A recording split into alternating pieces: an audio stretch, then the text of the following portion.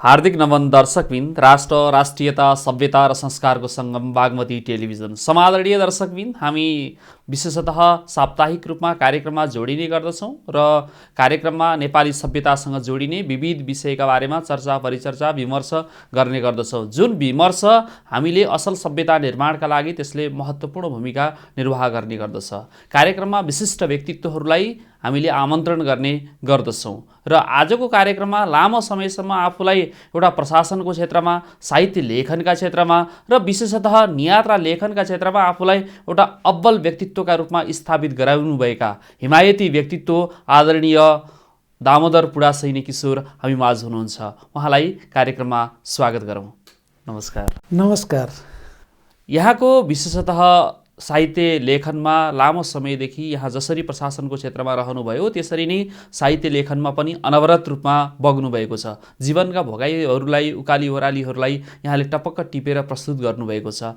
भर्खरै यहाँको बजारमा आएको एउटा कृति छ, अत्यन्तै हरेक व्यक्तिहरूको हातमा त्यो सुरुचिपूर्वक त्यसलाई ग्रहण गरेको हामीले पाउँछौँ। एउटा हामीले पत्रकारिताका दृष्टिकोणबाट एउटा निष्पक्ष भएर त्यसलाई समालोचना गर्दै गर्दाखेरि र त्यसको जुन किसिमको आलोक छ त्यो नेपाली आवरणसँग मिल्ने किसिमको पनि छ, त्यसको आवरण बाह्य पृष्ठ र जसले यसको गुह्य तत्त्व अथवा वास्तविक तत्त्व डोल्पो भन्ने जुन सृजनाको विशेषता चाहिँ के होला त खास?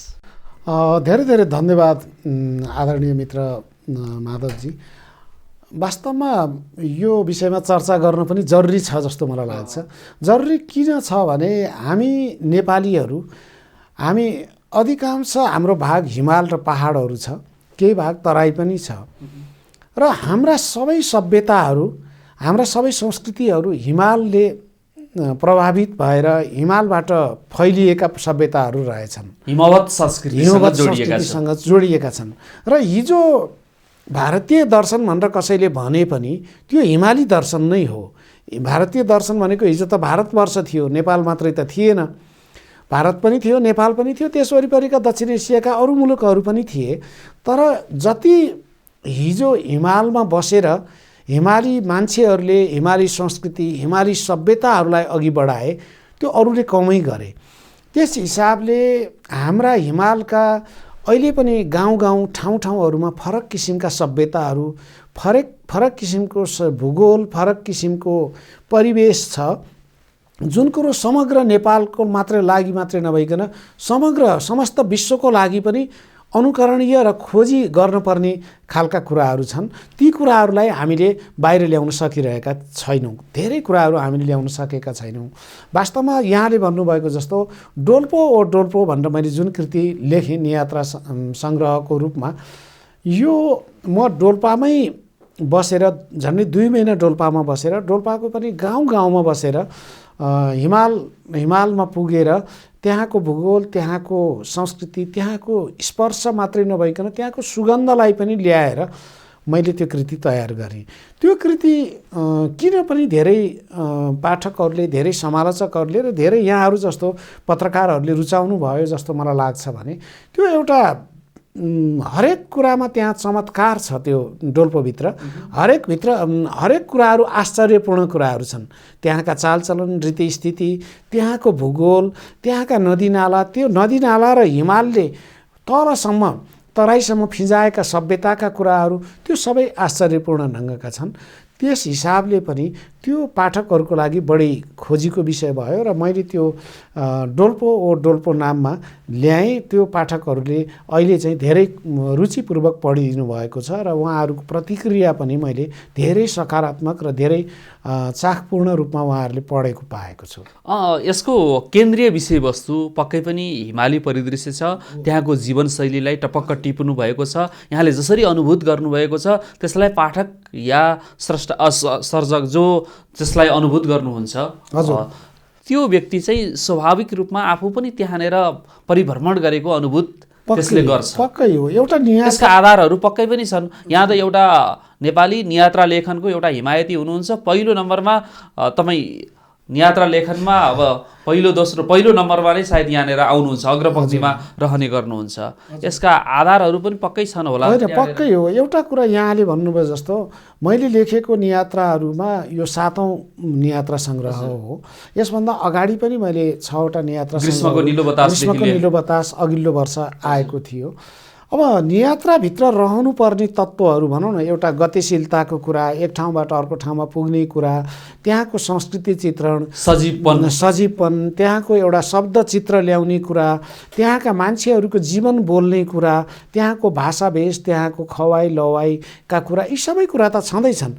तर मैले एउटा कुरा चाहिँ के छ भने यो अहिले 1-1.5 महिनाको बिचमा अत्यधिक यो बिक्री हुने, धेरै पाठकहरूले मन पराउने एउटा कारण के भयो जस्तो लाग्छ भने यो एउटा सरसर्ती नियात्रा मात्रै नभइकन डोल्पोलाई बिम्ब बनाएर सारा संसारलाई परिभ्रमण गर्ने, सारा संसारको जीवन दर्शनलाई एउटा केन्द्रित रूपमा, त्यो डोल्पो केन्द्रित रूपमा हेर्ने, सूक्ष्म दृष्टिकोणबाट हेर्दै जाँदाखेरि त्यसमा विश्व परिभ्रमण गर्ने। सामान्यतया हेर्ने व्यक्तिले त्यसलाई डोल्पा मात्रै देख्छ, तर अलिकति लाक्षणिक रूपले व्यञ्जनात्मक दृष्टिकोणबाट केलाउँदै जाँदाखेरि त्यसमा समग्र विश्व नै पनि देख्न सकिन्छ। र त्यसमा एउटा के छ भनेदेखि डोल्पोमा रहेका संस्कृति, डोल्पोमा रहेका संस्कार, डोल्पाको जनजीवनलाई हेरेर विश्व अहिले कसरी गइरहेको छ, अब कसरी जानुपर्छ भन्ने बारेमा पनि एउटा नियात्रा, त्यो एउटा आत्मानुभूति पनि त्यसमा मिसाएर र दृष्टिकोणसहित एउटा जीवन दर्शनसहित त्यसलाई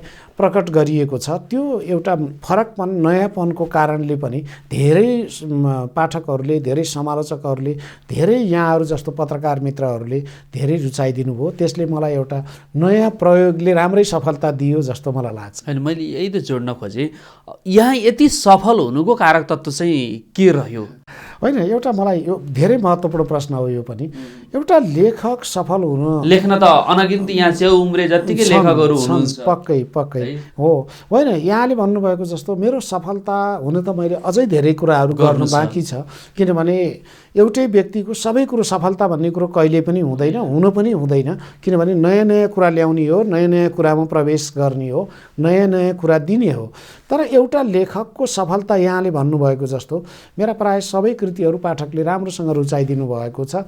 त्यो रुचाउनुको मुख्य कारण चाहिँ के हो भनेदेखि मैले लेख्नुभन्दा अगाडि पहिला त्यहाँको समाजलाई मैले धेरै मिहिन ढङ्गले त्यहाँ बुझ्छु, र त्यो समाजलाई बुझ्ने भनेको कुनै ठाउँमा अध्ययन मात्रै नगरिकन प्रत्यक्ष रूपमा त्यहाँका मान्छेहरूको जनजीवनमा आफै घुलमिल भएर त्यहाँको दुःखहरू, त्यहाँका पीडाहरू, त्यहाँका खुसीहरूसँग पनि आफै मिलेर त्यसरी अध्ययन गरिसकेपछि, त्यहाँको समग्र अध्ययन गरिसकेपछि आफ्नो नयाँ दृष्टिकोणसहित अब त्यो समाजलाई कसरी परिवर्तन गर्न सकिन्छ, अथवा त्यो समाजलाई हिजोको यथास्थितिबाट कसरी समृद्ध बनाउन सकिन्छ भन्ने दृष्टिकोण समेत, त्यो दृष्टिकोणको रङ्ग समेत घोलेर मैले लेख्ने गर्छु। त्यसले गर्दाखेरि त्यो पाठकहरूको लागि एउटा मनोरञ्जन पनि हुन्छ, ज्ञान पनि हुन्छ। त्यो कारणले गर्दा उहाँहरूले धेरै भनेपछि यहाँ आर्थिक क्षेत्रसँग सम्बन्धित भएका कारणले गर्दा पनि कसरी रूपान्तरण गर्न सकिन्छ भन्ने कुरातर्फ नै यता आफ्नो अर्को पाटो पनि भएका कारणले साहित्यमा पनि त्यसको रङ कता कता दिनुहुन्छ, जो समाजका लागि र राष्ट्रका लागि अत्यावश्यकीय विषय हो। अर्थ त एउटा जीवनको लागि सबैभन्दा महत्त्वपूर्ण कुरा नै हो। हामी जतिसुकै आदर्शको कुराहरू गर्दाखेरि पनि अर्थ बिना त जीवन चल्दैन, र एउटा जीवनको सङ्घर्ष भनेको पनि अर्थसित जोडिन्छ। त्यो भनेको प्रत्यक्ष रूपमा 2+2=4 भनेर भन्नु मात्रै हिसाब अथवा अर्थको कुरा होइन। तपाईँ हामी बिहान उठेदेखि बेलुका सुत्ने बेलासम्म पनि हामीले प्रयोग गर्ने कुराहरू, हाम्रो जीवनशैली, त्यो सबै अर्थसँग जोडिन्छ। त्यस हिसाबले यहाँले भन्नुभएको जस्तो म आफै पनि एउटा अर्थशास्त्रको एउटा लेखा परीक्षण क्षेत्रको विद्यार्थी भएको नाताले यहाँले भन्नुभएको जस्तो जीवनलाई एउटा आर्थिक पाटोको रूपमा पनि कसरी रूपान्तरण गर्न सकिन्छ, त्यसको सकारात्मक रूपान्तरण कसरी गर्न सकिन्छ। एउटा गाउँमा गएर पनि, जस्तो मैले डोल्पोमा त्यहाँ लेखेको पनि छु। एउटा हामी रह भन्ने गाउँमा गएको थियौँ। त्यहाँ एउटा स्याउ नै 2 किलो 3 किलोको फल्दो रहेछ, एकदमै रसदार स्याउहरू। त्यो स्याउ कमसेकम हामी चाहिँ अहिले पनि हाम्रा छिमेकी मुलुकहरू चीन अथवा भारतबाट फलफुल आयात गरेर खाइरहेका छौँ, महँगोमा खाएका छौँ।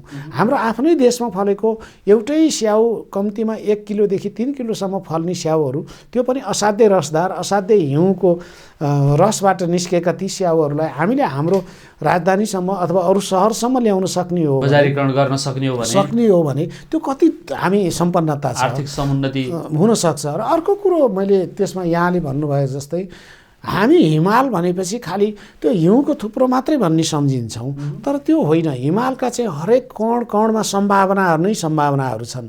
हिमालमा हिउँले 2 महिना छोड्ने बित्तिकै त्यो ठाउँमा हिउँले असाध्यै धेरै अन्न उत्पादन गरिदिन्छ। जौहरू, करुहरू, अरू मकैहरू, जुनेलोहरू, मार्सेहरू लगायत धेरै अन्न उत्पादन गरिदिन्छ, धेरै फलफुलहरू। भन्न त तराईलाई मात्रै उर्वर भूमि भनेर भनिन्छ, किनभने त्यो नजिकै सहज पुग्ने भएको हुनाले हामीले भनिरहेका हौँ। हाम्रै हिमालभित्र अथाह सम्भावनाहरू रहेछ। त्यो डोल्पोमा त अझ धेरै छ। अझ धेरै किन छ भने यार्सा गुन्बु भनेको एउटा अहिले अति महँगो 1 किलोको झन्डै 40 लाखसम्ममा बिक्री हुन्छ भनेर भन्छन् उहाँहरूले। अब त्यति महँगो बिक्री हुने कुरो सबभन्दा गुणस्तर कहाँ छ भन्दा डोल्पामा छ। चिनियाहरू त्यसको लागि मरिहत्ते गरेर उनीहरूले लैजान्छन्। भनेपछि हामी विपन्न छैनौँ। हामी टाढैबाट हामीले हिमाललाई जाँदै नगइकन हिमाल कठिन छ भनिदिउँ र मात्रै हामी बिग्रेको हो। नत्र भने विश्वको सबभन्दा सुन्दर ठाउँ हिमाल हो। विश्वको सबभन्दा धेरै सम्भावना भएको ठाउँ पनि हिमाल हो। अबको 50 वर्षपछि हिमाल नहुने हो भने स्वच्छ पानी कसले पिउने? होइन, हिमाल नहुने हो भनेदेखि यहाँबाट एउटा जलविद्युतको सम्भावना कसले बोक्ने?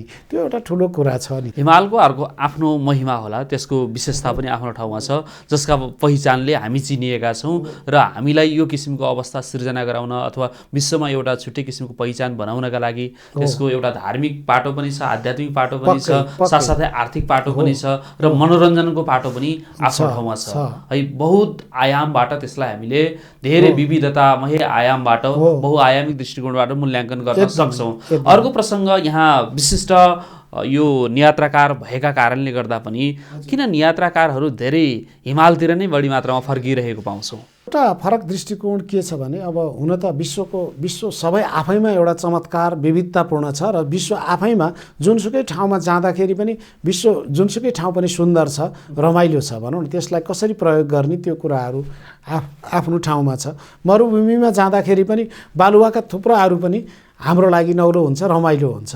तर एउटा कुरा के रहेछ भने हिमाल, मैले अघिदेखि भने हिमाल भनेको मान्छेको सुरुवाती दिनहरूको कुरा हो। मानवीय सभ्यता सबभन्दा पहिला कहाँबाट सुरु भयो भन्दा हिमालबाट भयो। हिजो हामी अहिले नै धार्मिक ग्रन्थहरू रामायण महाभारतकै कुराहरू गर्ने हो भने पनि युधिष्ठिरहरू स्वर्ग गए। कहाँबाट गए भन्दा हाम्रै हिमालबाट गए। तिब्बत पुग्दाखेरि उनीहरूले हाम्रा हिमालहरू देखेपछि ओहो स्वर्ग त यहाँ पो रहेछ भनेर भन्ने कुराहरू गरे। त्यो हिसाबले र अर्को मलाई के लाग्छ भनेदेखि अहिले हामीले हिमाल केन्द्रित भएर नियात्रा लेख्न जरुरी छ। हाम्रा कथाहरू, हाम्रा उपन्यासहरू, हाम्रो साहित्य हिमाल केन्द्रित भएर लेख्न जरुरी छ। किन भन्दाखेरि युरोप अमेरिकाका मान्छेहरूले त पानीको कुराहरू, समुद्रको कुराहरू लेखेर साहित्य लेखे, त्यहाँको दुःख, त्यहाँको पीडा, त्यहाँका खुसीहरू लेखे, उनीहरू विश्वभरि फैलिए। यता खाडीतिरका मान्छेहरू फेरि बालुवाका कुराहरू, त्यहाँका गर्मीका उष्णताका कुराहरू लेखे, उनीहरू फैलिए। हामी मात्रै यस्तो छौँ जहाँ हामीसित विश्वको सबैभन्दा अग्लो चुचुरो हामीसितै छ, सगरमाथा। त्यसभन्दा बाहेक पनि हामीसित विश्वका 14वटा ठुला चुचुरा मध्ये त हामीसित अधिकांश चुचुराहरू हामीसँगै छन्।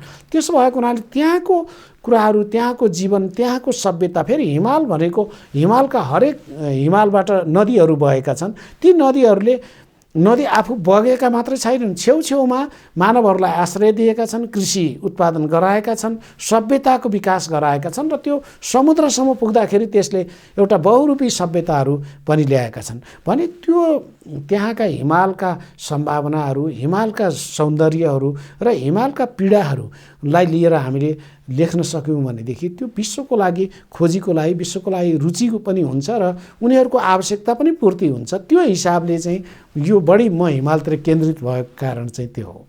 मैले भन्न चाहे विशेषतः किन तराई फर्किएन, किन पहाड फर्किएन? एउटा जनजीवन त तराईमा पनि होला, तर लेखकहरूले अलि बढी तराईलाई केन्द्रित किन हुन सक्नु भएन? यात्राकारहरू कतै त्यता पनि फर्किएर त त्यहाँको जनजीवनलाई पनि प्रकाशमा ल्याइदिनु भएको भए, अझ बढी त्यो बाटो देखाइदिनु भएको भए यहाँहरू जस्ता जुन यात्राका शीर्षस्थ व्यक्तित्वहरूले यहाँको वाकैमै साहित्यका अरू पाटोहरू भन्दा यात्रालाई हेर्ने पाटो अलिकति फरक छ। किनकि स्वाभाविक रूपमा पाठक अथवा जुन त्यसलाई अनुभूत गर्नुहुन्छ त्यो आफू नै त्यहाँ गएको अनुभूत गर्नुहुनेछ। जस्तो सबैलाई जान भौगोलिक हिसाबले अन्य हिसाबले त्यो सुविधा नहोला, तर पनि रचनाका माध्यमबाट त्यहाँ पुग्न सकिन्छ। त्यो सामर्थ्य यात्राभित्र रहन्छ। त्यो तराईको त्यो विविधतामा यहाँहरूले डुबाइदिन चाहिँ किन सक्नु भएन? होइन, त्यो चाहिँ यस्तो हो, त्यसको मतलब फेरि तराईलाई छोडेको उपेक्षा गरेको पनि होइन। जस्तो मेरो नै सहर बिनाको सहर भन्ने एउटा कविता सङ्ग्रह छ, त्यो पुरै तराई केन्द्रित कविता सङ्ग्रह हो। मैले मेचीदेखि महाकालीसम्मको तराई भागहरू हिँडेर त्यहाँ बसेर तराईका पीडाहरू, तराईका खुसीहरू, तराईका सम्भावनाहरू त्यो सबै समेटेर लेखेको छ। मेरो एउटा नियात्रा पनि मैले तयारी गरिरहेको छु, तराई केन्द्रित नियात्रा, जुन कुरो झापादेखि लिएर हाम्रो महेन्द्रनगरसम्मका पीडाहरू, दुःखहरू, त्यहाँका सम्भावनाहरूलाई लिएर छ। त्यसको मतलब कुनै भौगोलिक हिसाबले त्यसलाई उपेक्षा गर्ने अथवा त्यसलाई बढी प्रोत्साहित गर्ने कुरा चाहिँ होइन।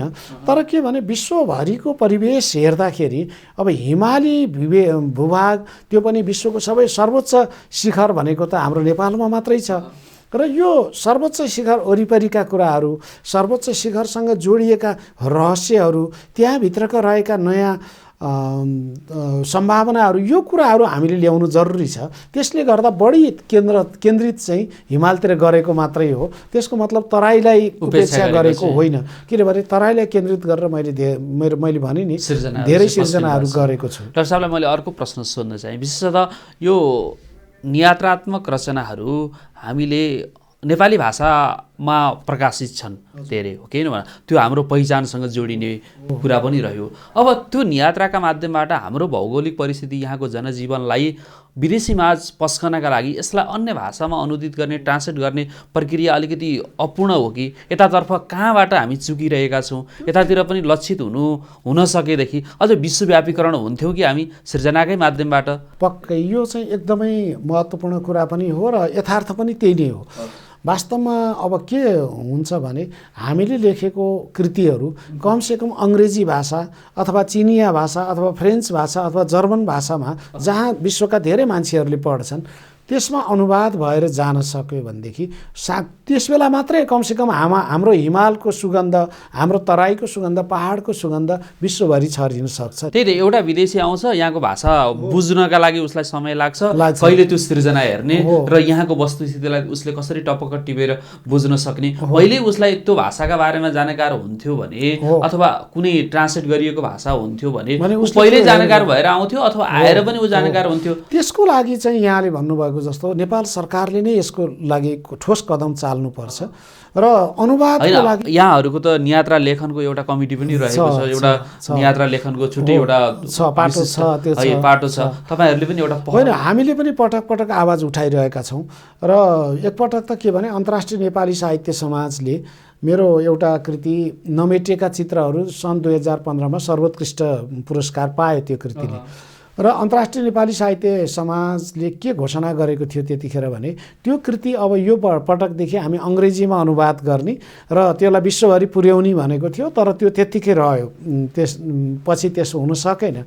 र अहिले पनि मैले पटक पटक नेपाल प्रज्ञा प्रतिष्ठानको अहिले भर्खरै निवर्तमान भएका पदाधिकारीहरूसँग नि मैले धेरैचोटि कुरा गरेँ, कमसेकम तपाईँहरू यहाँ तलब भत्ता मात्रै खाएर नबस्नुहोस् न, एउटा कमसेकम हामीले लेखेका राम्रा कृतिहरू छन् भने त्यो कुरो विश्वभरि पुर्याइदिनलाई अनुवाद विभाग छ, त्यहाँ अनुवाद विभागले पुर्याइदिनु पर्यो, विश्वभरि पुर्याइदिनु पर्यो भन्ने कुराहरू गरेको।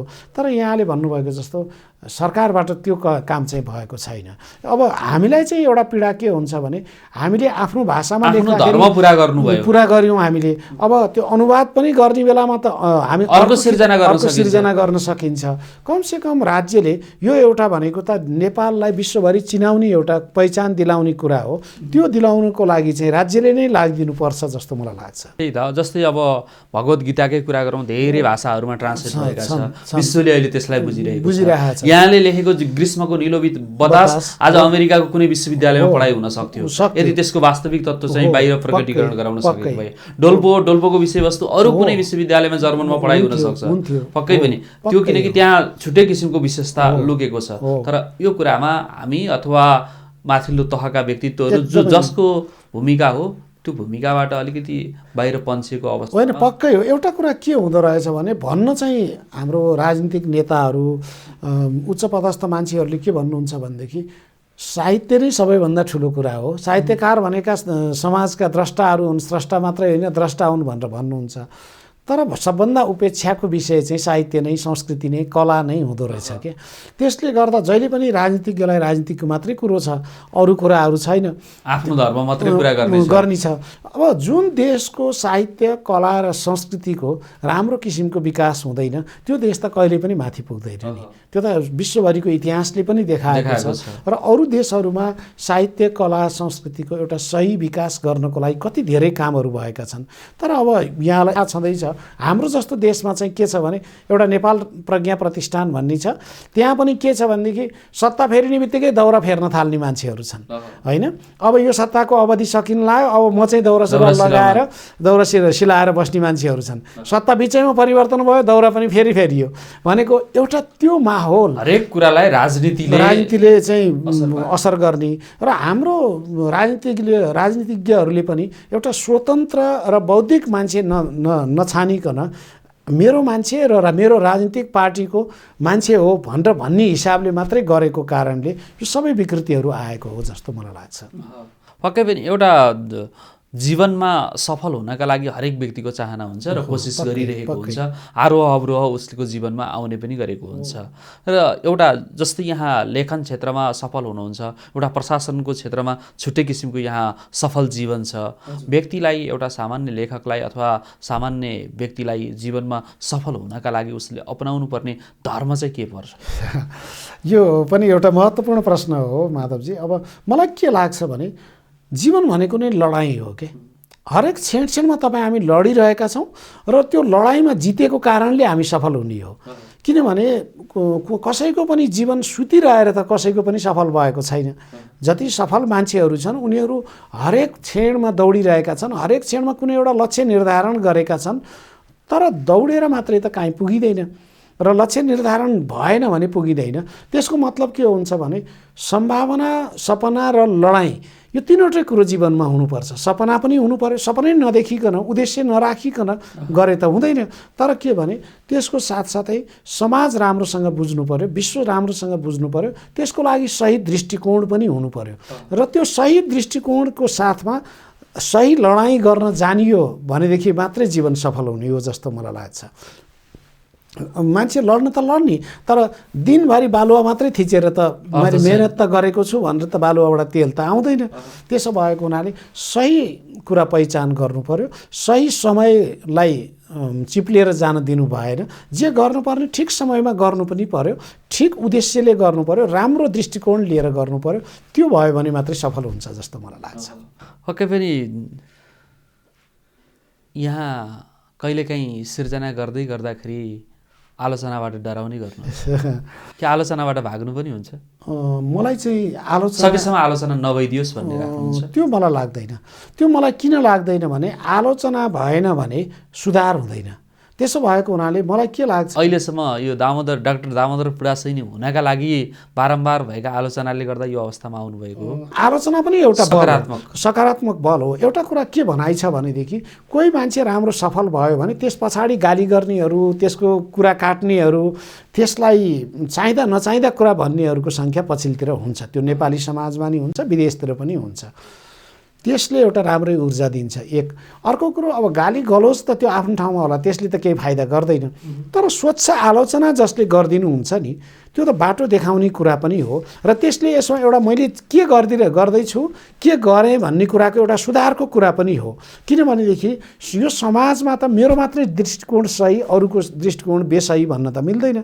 मैले सिकेका कुराहरू मात्रै ठिक पनि नहुन सक्छन्। त्यस्तो अवस्थामा आलोचकहरूले सही किसिमको तथ्यपरक ढङ्गबाट आलोचना गरिदिनु भयो भने त्यसले मलाई ऊर्जा दिन्छ। त्यसै हिसाबले म त जहिले पनि मैले भन्ने गरेको छु, मेरा कृतिहरूमा तपाईँहरूले प्रशंसा भन्दा पनि त्यहाँ मैले के सुधार गर्नुपर्छ त्यो कुरा चाहिँ भनिदिनु होला भनेर भन्छु। यहाँको सिर्जना जुन मदन पुरस्कारका लागि 10 उत्कृष्टमा पनि त्यो समाविष्ट भयो, एक किसिमले उत्कृष्ट 8मा पनि उत्कृष्ट 7 पनि भयो। मेरो 72 सालमा पनि एउटा सिमानाका रङ्ग सिमानाका तरङ्ग भन्ने कृति उत्कृष्ट सूचीमा परेको थियो र यो गएको वर्ष पनि ग्रीष्मको निलो बतास भन्ने कृति उत्कृष्ट सूचीमा पर्यो। उत्कृष्ट सूचीमा पर्नका लागि पक्कै पनि त्यहाँनिर कुनै न कुनै धर्म छ, पक्कै एकदमै त्यो भनेको एक किसिमले भन्नुपर्दा पुरस्कृत भएकै बराबर हो। एउटा हेर्ने आँखामा कहिलेकाहीँ आम पाठकले त्यसको मूल्याङ्कन गर्नुभएको छ, अहिले पनि गर्नुभएको छ। डोल्पोमा पनि त्यो किसिमको विषयवस्तु छ पक्कै पनि, तर त्यसलाई मूल्याङ्कन कसरी गर्ने भन्ने कुरा अघि मैले भने जस्तै अनुवाद गरेर विश्व समुदायमा विश्व साहित्यमा पुर्याउन सक्ने हो भने यो यहाँका लागि मात्रै पुरस्कृत नभएर विश्व साहित्यमै पुरस्कृत हुन सक्छ है। एउटा यात्रात्मक कोणबाट हेर्दाखेरि त्यसमा त्यो किसिमका घनीभूत तत्त्वहरू समाविष्ट छन् पक्कै पनि। एउटा लेखक विद्रोही हुन्छ भनिन्छ र लेखक र सत्ताविसको बारम्बार सधैँ टकराव अथवा विद्रोह पनि हुने गर्दछ। अहिले पनि केही सत्ता र सत्ता इतर अथवा सत्ता बाहिरका लेखकहरू पनि हुनुहुन्छ भनिन्छ। तपाईँ फेरि अझै यो अवस्थामा पनि स्वतन्त्र लेख्नुपर्छ भनेर अगाडि बढ्नुभएको छ, यो धर्म कसरी निर्वाह गर्न सकिँदो रहेछ? यो मलाई एउटा के लाग्छ भने यो आम पाठकहरूले सोच्ने र आम मान्छेहरूले सोच्ने कुरा पनि हो यो। र किन हो भनेदेखि लेखक जहिले पनि समाजको चित्रण मात्रै गर्ने होइन, समाजलाई डोर्याउने पनि हो। त्यस हिसाबले उसले कहिलेकाहीँ नयाँ बाटोहरू खन्नुपर्छ। मैले पहिला पनि कतै भनेको थिएँ, एकजना सन्तले के भन्नुभयो भने लिक पर चले गाडी, लिक पर चले कपुत, लिक छोडकर 3 चले सिंह सायर और सपुत भनेर भन्नुभयो। भनेको मतलब गाडी चाहिँ अर्काले बनाइदिएको बाटोमा मात्रै हिँड्छ नि होइन, र तर 3वटा कुराहरू चाहिँ नि जो सपुत ठिकै काम गर्ने छ ऊ पनि अर्काले हिँडाएको बाटो हिँड्छ, त्यो फेर्दैन। तर 3वटा चिजहरू सिंहले कहिले पनि अर्काले हिँडाएको बाटो त हिँड्दैन, ऊ आफ्नै बाटो हिँड्छ। सायर भनेका कविहरू लेखकहरू पनि आफैले बाटो खन्ने हो, र सपुत जो राम्रो छ उसले चाहिँ के गर्छ, ऊ पनि एउटा छुट्टै बाटो बनाउँछ, नयाँ बाटो बनाउँछ।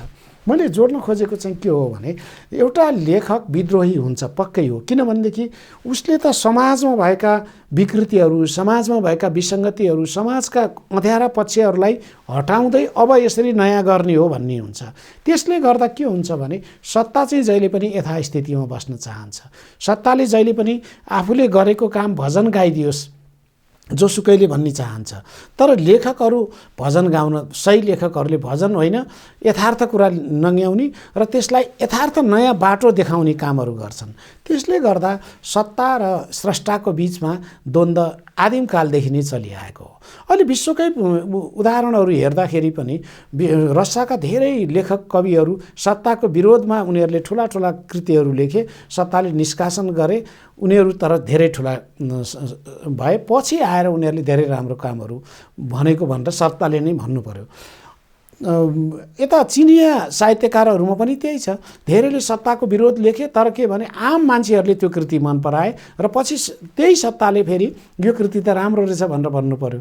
अब धेरै टाढा जानु पर्दैन, माई नेम इज रेड भनेर ओरहान पामुकले इस्तानबुलमा टर्कीमा एउटा कृति लेख्नुभयो उपन्यास, त्यसमा उहाँलाई चाहिँ देशै निकाला गर्नुपर्छ भन्ने कुराहरू पनि आयो। तर पछि गएर के भने उहाँले त देशको वास्तविक चित्र लेख्नुभएको हो भन्ने कुरो आम पाठकहरूबाट, आम विश्वबाट आयो। भनेको यो एउटा के हुँदो रहेछ भने लेखक स्वभावैले विद्रोही हुन्छ, हुनु पनि पर्छ। विद्रोहीको अर्थ ऊ जे पाए त्यही गर्ने भन्ने पनि होइन, तर एउटा शालीन ढङ्गबाट उसले नयाँ बाटो देखाउन खोज्छ। सत्ताले त्यसलाई नियन्त्रण गर्न खोज्छ, दबाउन खोज्छ।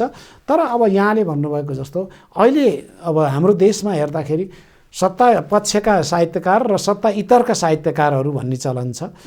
सत्ता आउने बित्तिकै सत्ताको पछिल्तिर लागेर कुनै न कुनै पद हडप्ने, कुनै न कुनै प्रतिष्ठा हडप्ने, कुनै न कुनै राष्ट्रिय सम्मान। यसको मतलब वादवा प्रणालीमा मात्रै आधारित भएर अथवा सत्ता जुन वादमा आधारित छ त्यही वादलाई मात्रै शिरोधार्य गरेर सृजना पस्कने र त्यो चाहिँ के हो भनेदेखि एउटा समूहमा आबद्ध हुने। स्रष्टा त वास्तवमा समूहमा त हुँदैन, ऊ त समूहभन्दा माथि उठ्ने प्राणी हो नि। नि त स्रष्टा भनेको। उसले त सबै समूहलाई नयाँ बाटो देखाउने हो नि त। एउटा सत्तामा आबद्ध भएर एउटा वादमा अथवा एउटा सिद्धान्तमा मात्रै सीमित हुने त स्रष्टाले होइन। तर त्यो हिसाबको नेपालमा छ।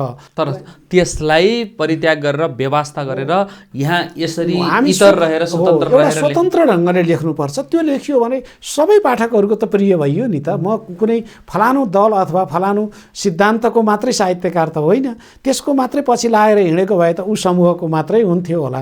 त्यो हिसाब यसको मतलब कलाकार साहित्यकार यी कुनै पनि व्यक्तिसँग अथवा वादसँग सम्बन्धित हुँदैन, निरपेक्ष रहन्छन् र हुनु पनि पर्छ। तब मात्रै वास्तविक तथ्य चाहिँ बाहिर आउँछ, प्रकटीकरण हुन्छ, सही कुरा आउँछ। समाजले पनि त्यसलाई अनुभूत गर्छ र एउटा सही मूल्याङ्कन गर्ने एउटा वर्ग भनेको स्रष्टा अथवा कलाकार रहने गर्दछन्। अब भनिन्छ हुन त हरेक व्यक्तिहरूको आफ्नो जीवनको ओकाली ओह्रालीहरू हुन्छन्।